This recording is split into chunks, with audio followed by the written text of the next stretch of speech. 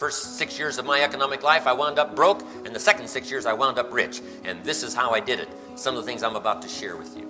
If you're ready, say, I'm ready. Here's my first subject for the day. It's called personal development. Of all the subjects Mr. Schoaf confronted me with when I met him at age 25, this was one of the most important. Setting goals, that was easy.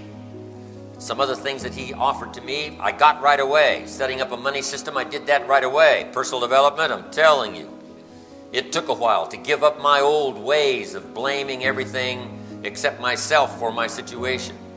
It was almost like going through withdrawals. Some of it was tough to say that it was me, not them. When I said to Mr. Schoaf, this is all they pay, he said, no, that's all you're worth. I'm telling you, that was new stuff for me to ponder. When I said it cost too much, and he said, no, you can't afford it, I thought, whoa, what a new way to look at it. I'm telling you, some of that drama of giving up, that it was them, it was the economy, it was my negative relatives, it was my boss, it was the company pay, the unions and the wage scale and circumstances. It took me a while to give that up. It's like going through withdrawals. But when I finally did it and started this fresh journey of looking in, because that's where the problem was. That's where I had to get straightened out. And the drama happened for me in such spectacular fashion. Jot this phrase down. The major value in life is not what you get. The major value in life is what you become. The major question to ask on the job is not, what am I getting here? The major question to ask on the job is, what am I becoming here? Because it's not what you get that makes you valuable, it's what you become. Now, once I understood that, I started working on this thing called personal development. Jot this down. Success is something you attract by the person you become. I used to think success was something you pursued, went after, and found out no, success is not something you go after. What you go after is usually like a butterfly you can't quite catch. Here's the key. Success is something you attract by becoming an attractive person. In our further studies in leadership, we teach this. To attract attractive people, you must be attractive. To attract committed people, you must be committed. To attract powerful people, you must be powerful. To attract dedicated people, you must be dedicated. So the whole key here is to go to work hard, not on other people. Primarily, go to work hard on yourself. And then Mr. Schoaf gave me that startling promise that I want to share with you. And here's what he said. It's changed my life all these years, and I'm going to use it the rest of the years of my life. Here's what he said. Mr. Rohn, if you will change, everything will change for you. I've never forgotten that. It still rings clear in my ears today. I can still hear it. And I've said it often enough the last 40 years of my business career, so that it keeps ringing in my ears as I've tried to stimulate that same phrase in other people's consciousness. Here it is. If you will change, everything will change for you. If you will change, your income will change. If you will change, your health will change. If you will change, your future will change. If you will change, the equities that you had always hoped for will start to grow, start to change. If you will change. Once I got that message, it turned my life around. Let everything change or not change. Let the government change or not change. Let people around you change or not change. Let everything be the same, the turning of the seasons. Let society continue on its way. You take a personal interest in your own personal development, and I'm telling you, you'll start to attract success. And I've got several parts now to personal development. Make these notes. Here's number one. It's like the seasons. Understanding the seasons is one of the best illustrations that I can give you for personal development. Make this note. You cannot change the seasons. They're going to be however they're going to be. And the next note. Life in business is like the seasons.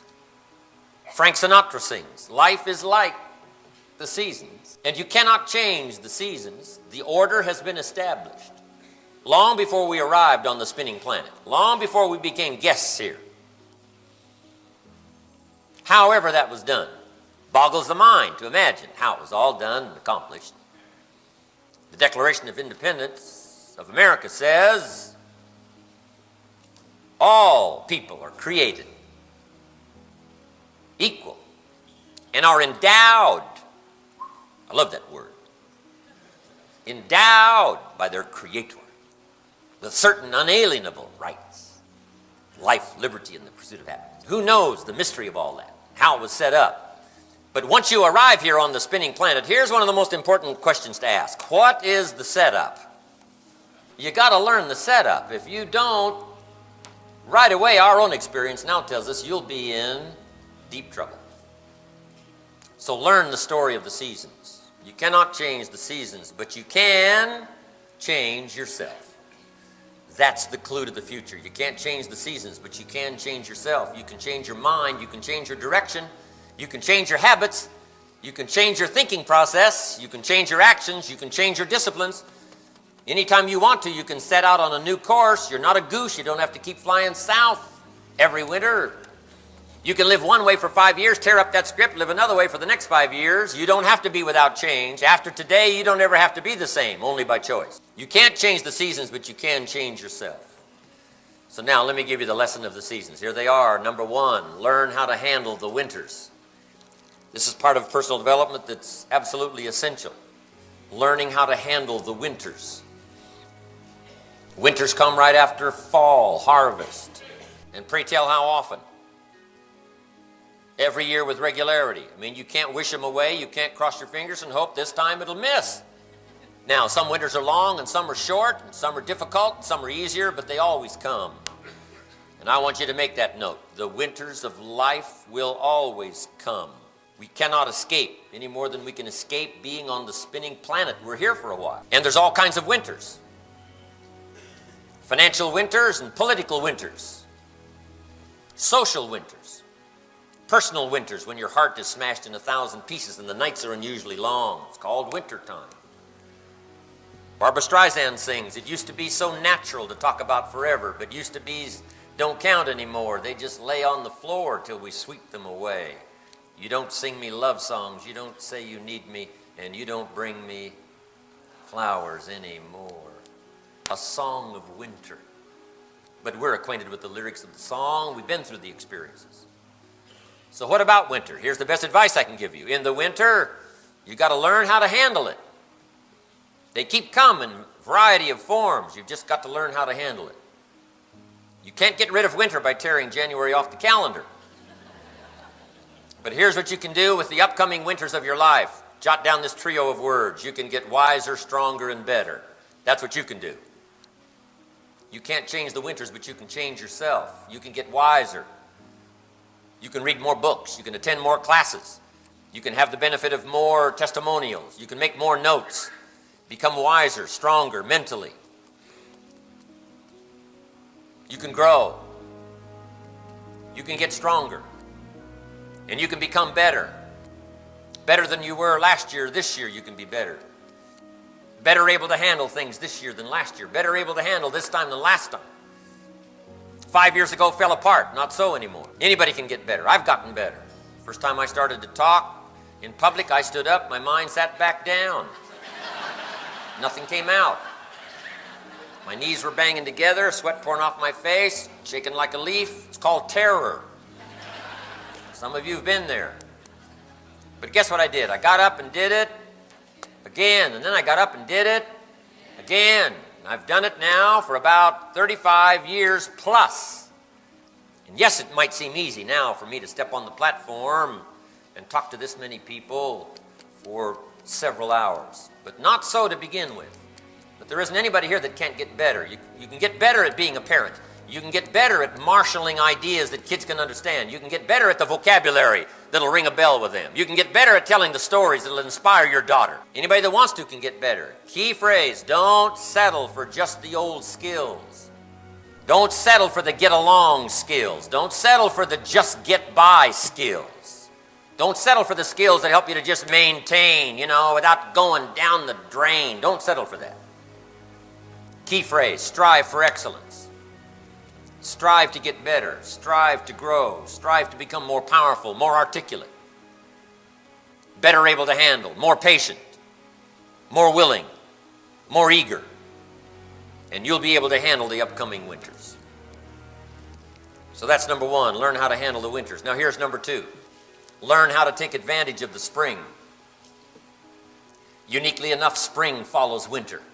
And pray tell how often? every year for 6,000 that we know of called written history. I'd gamble on it one more time. Those odds are good. Every time is good odds. Can't beat that. And what a great place for spring, right after winter. If you were going to put spring somewhere, that'd be the place to put it. God's a genius. Now here's what spring is called, opportunity. Interestingly enough, opportunity follows difficulty. 6,000 years of recorded history, opportunity always follows difficulty. Expansion follows recession. Joy follows sorrow. Day follows night. Come on, we can put that together. Not be disturbed by it. It's called the rhythm of life. If the sun goes down, the guy says, "What's happened? What's happened?" It means he hasn't been here long, I guess. What do you mean? What's happening? Come on. It's part of the deal. But now that you've made it through the winter, now the key is take advantage of the spring. And underline, take advantage. Just because spring rolls around is no sign your future's guaranteed. You've got an opportunity now dropped in your lap. Here's what you got to do. Seize the opportunity. You can't just hope that the opportunity will sweep you along. What you've got to do is articulate it. You've got to pass along the story. You've got to make the calls. You've got to do the meetings. You've got to tell the story. You've got to translate it. It's called seize the spring. Spring is not a guarantee. Here's what spring is, opportunity. Spring is called a chance. You've got to do something with your chances. Don't just let them pass. Okay. Now get busy with your spring because it doesn't last forever. George Harrison, one of the Beatles, sings, "All things must pass." The spring doesn't last all year. The sunrise doesn't last all day. The sunset doesn't last all night. It's called seize the moment. It's called seize the time. Seize the opportunity to see the sunset. It's not going to be there long. Seize the spring. It's not going to be here long. In space language, we call it window of opportunity. You've only got a certain amount of time to get the crop planted, get the story told, get the calls made, get the seed in the ground. Then that season will pass. And if you blow it, you got to wait for another whole turn of seasons before one comes around again. Take advantage. Here's a good word, hurry. And now don't be frantic. Underline, don't be frantic, but hurry. There's an ancient script that says, Old Testament, it said, work while it's day, work while it's day. It was almost there's a sense of urgency in this. Work while it's day. Why? The night comes. The night's coming. When what? You can't work. Back then when the sun went down, you couldn't work. Before Thomas Edison. Now we can work all night, but back then you couldn't. So the cry was, work while it's day. Get going, get going, get going while it's day, because the night will shut everything down, and you've got to wait a time before you have another opportunity. I'm asking you to pick up the cry. Hurry, hurry, urgency, work while it's springtime. Get the seeds in the ground. Don't delay. Seize your springs. Now here's the next one. Make the best of all of them. There's only a few. At the longest, life is brief. The Beatles wrote, life is very short. How true. Elton John sings, she lived her life like a candle in the wind. Life is fragile, life is brief. It says the blade of grass grows and is soon cut down. It's not forever. Just a handful of springs have been handed to each of us. Somebody says, I got 20 more years. No, you got 20 more times. You got to look at it different than 20 years, 20 times. If you go fishing once a year, you've only got 20 more times to go fishing. Not 20 years, 20 times. That means you got to make the most of each time. So make this note. Each person you meet, make the most of each person. Make the most of each meeting. Make the most of each occasion.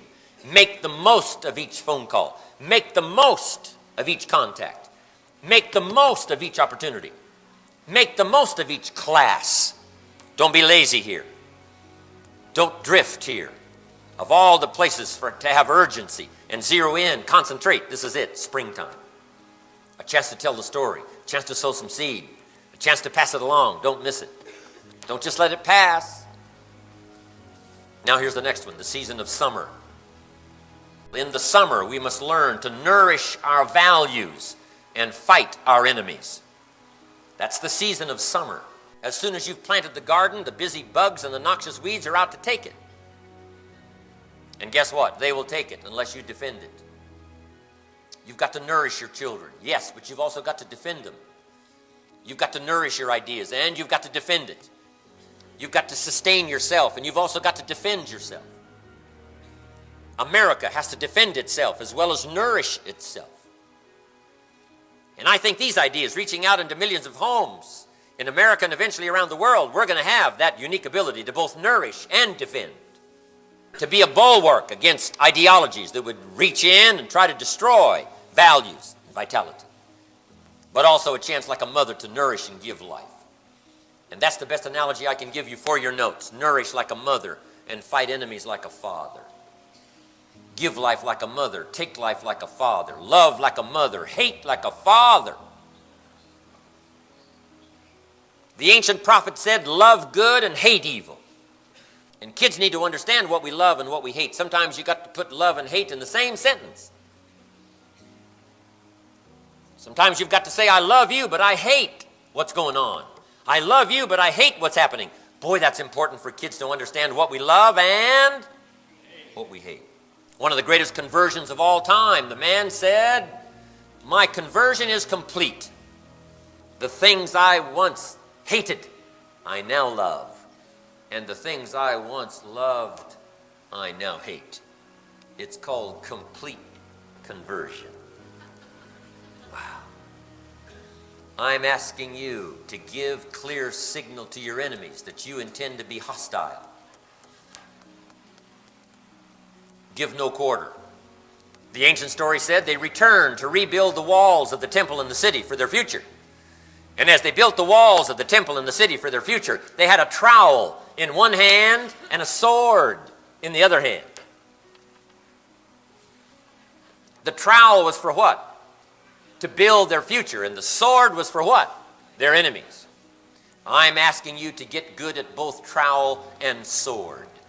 I'm asking you to be ever vigilant. Nourish, give sustenance, give training, give time, give heart, give soul, but also be on the lookout for the enemy. And sometimes they're subtle. The ancient script says, beware the little foxes that spoil the vines. Yes, the vineyard looks okay. Yes, the grapes look okay. Looks like we're going to have a pretty good harvest. But if you were to look closer, the little foxes. So I'm asking you to nourish your vineyard as truly you should, but I'm asking you also to look out for the little foxes that spoil the vine, the little lack of disciplines that cause disaster, the little lack of paying attention that someday is going to ruin it all. I'm telling you, be vigilant, be vigilant. Now here's what else is important in the summer. Some of our enemies are on the outside, like Saddam Hussein, on the outside like Gaddafi, on the outside like Castro, on the outside like the most despicable of all, Stalin, Hitler, Mussolini. And at the cost of much blood, we dealt with those enemies and preserved freedom. Otherwise, we'd have lost it. England almost lost it. Europe almost lost it.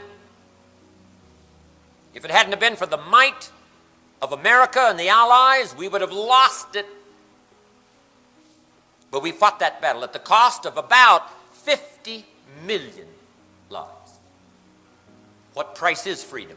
Sometimes the calculation is beyond imagination. Sometimes the calculation, the heart can't even hold it. The mind can't even comprehend it.